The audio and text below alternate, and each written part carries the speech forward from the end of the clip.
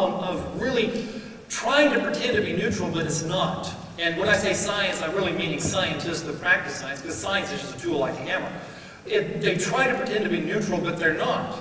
And it sets up a situation where in our attempt to be neutral, we're not going to say there is or isn't a God, but what we're really doing is we're saying everything has to be explained naturally, and we can't dare go down that path and following that evidence that might lead us to God, because then that gets us out of this natural mechanism sense, and therefore we can't do that. See, then science, by definition, by the way they're applying it, becomes antagonistic to God. And I think we see the examples of that. Well, all I got to do is pick up either the journals Nature or Science.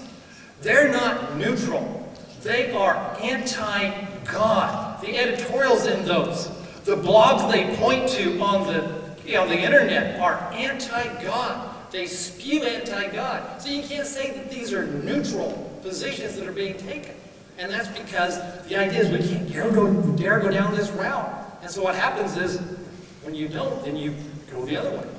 That's the result of what happens. Could I add one comment? Go ahead. So what I see when I read most of those articles in Science and Nature that are anti-God, it's God out of science, not I don't want God. Richard Dawkins could not publish his book in Science. This is true, but you have to recognize also, for example, the editor of Science a couple years ago wrote a very scathing attack on the whole concept of the idiocy of believing there's a creator. Now, don't tell me that's not anti-God. Of course it's anti-God. Yeah. Yes. All right. Unfortunately, we only have time for one more question. So it's 9 o'clock, sorry. So last question here on the left. This question is for both of you.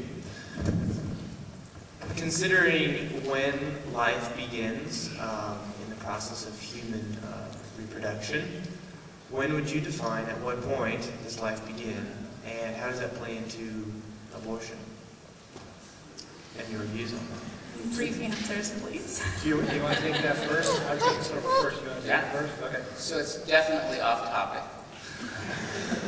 And so I preciously agree that life is precious, and think of conception is a beautiful time to talk about it starting, and I think abortion is a tragedy. All right. Dr. Anderson? I probably won't be quite as quick to say it's off topic, because I think there is certainly relevance here. Even today, Haeckel's silly concepts of recapitulation come back to be used in arguments of pro-abortion, that it's not really human, it's just some kind of viable tissue mass that's still going through its fish stage or its reptile stage, and therefore you can abort it because it's just like aborting an animal. So I don't think it's totally off topic. I think there is some relevance there. My position would be that the moment you have all the information there, that it can naturally make a human because of the information that's already been programmed in by the Creator, that makes it human. And if it's left to its normal development, it becomes us. And when you interfere with that normal development, it's like interfering with any human activity, human life. All right. We will now allow each speaker a few minutes to have their closing statements. And Dr. Anderson, you can start us off. Okay. Well, again, one of the reasons that I don't feel compelled to say that evolution is compatible with Christianity is because I don't feel compelled to accept that evolution really is the powerful explanatory model or system that is being many times presented. I don't see evolution as offering the ability to explain what it claims to be able to explain. I don't see evolution as being consistent with the scientific evidence, particularly in the genetics, that I see all the time. What I see is evolution constantly concocting presuppositions, secondary explanations to say, well, okay, this doesn't really fit the evolutionary data very well, but let's go ahead and, because we know evolution is true, so we can reshape the pelvis. Yeah, we know evolution is true, so here's an explanation that would sort of kind of account for it, and we're not really sure, but here we go. That, to me, that's not a powerful model when you're constantly facing those kind of struggles. And so as a Christian, why do I feel compelled then to say, okay, how can I then look at Scripture and say, who is this Creator God, and how does He really fit in when He declares, the heavens declare my glory, except I used a process to bring about life.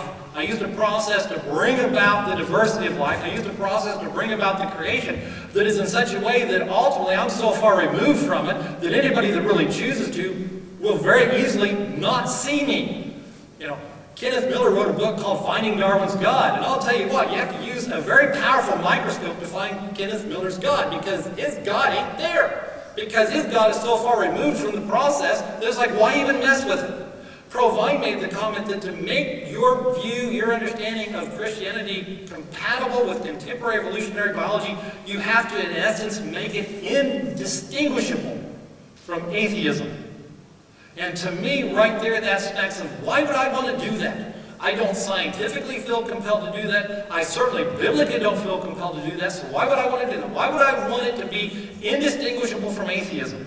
Instead, when I look at the Bible and it says, the heavens declare my glory, I would say, therefore I should be able to look as a scientist and I will see things that are not going to be able to distinguish or be separated from God's action.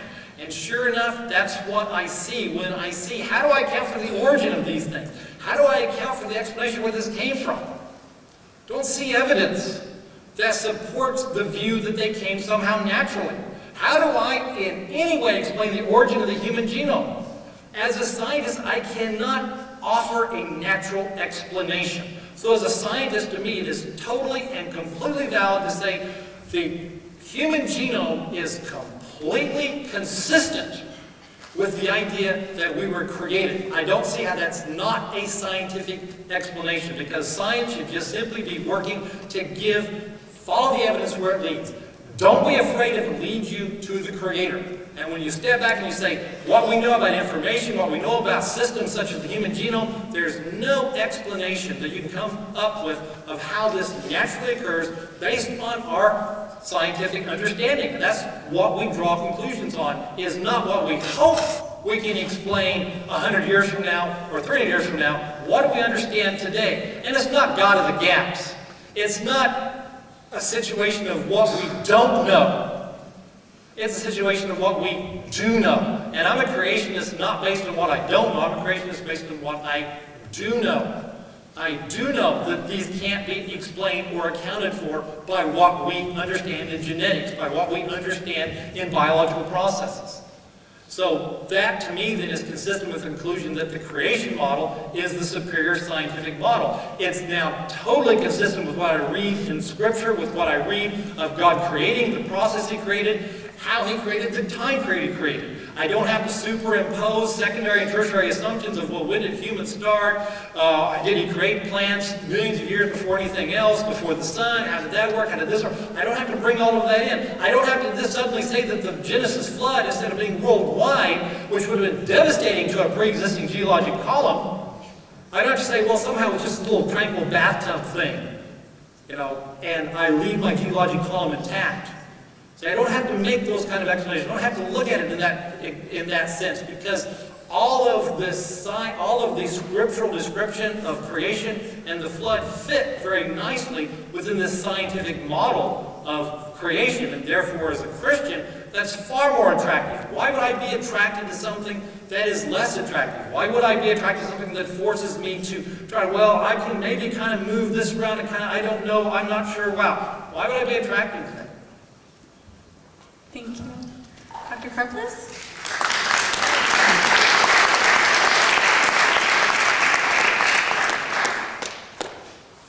This has been a wonderful opportunity to talk about something that doesn't get talked about enough, and a huge point of tension in the intersection between the Christian faith and science, our modern culture. A topic that I personally have tussled with for a number of years.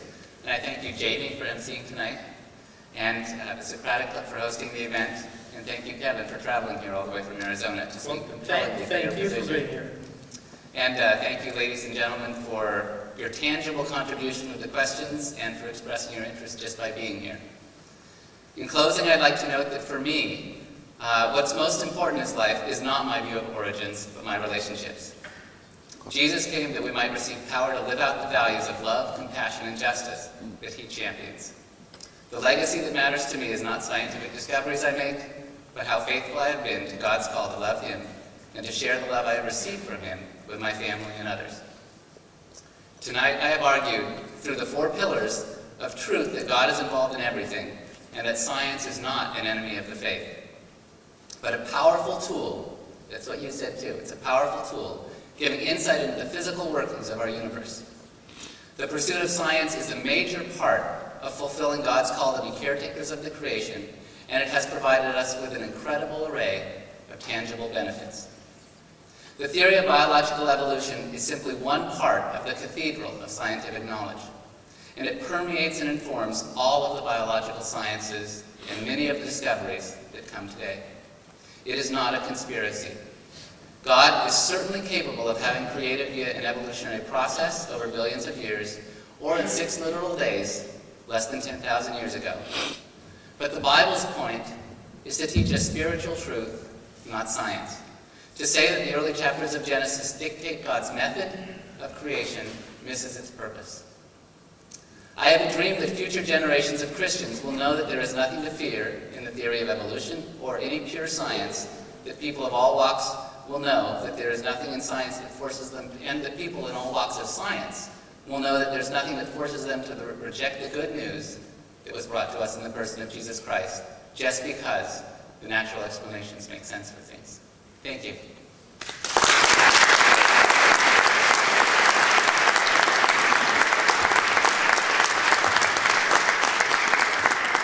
On behalf of the Socratic Club, I would like to thank you all for coming. We sincerely thank you, both Dr. Anderson and Dr. Karplus, for expounding on this very interesting topic. Look for our next debates in May. We're hoping to have a traditional debate like this, as well as a student debate with students debating the topic of objective morality. If you're interested in either future Socratic events or joining our membership, please speak to myself or any other Socratic member. And again, thank you for coming and have a safe and pleasant evening.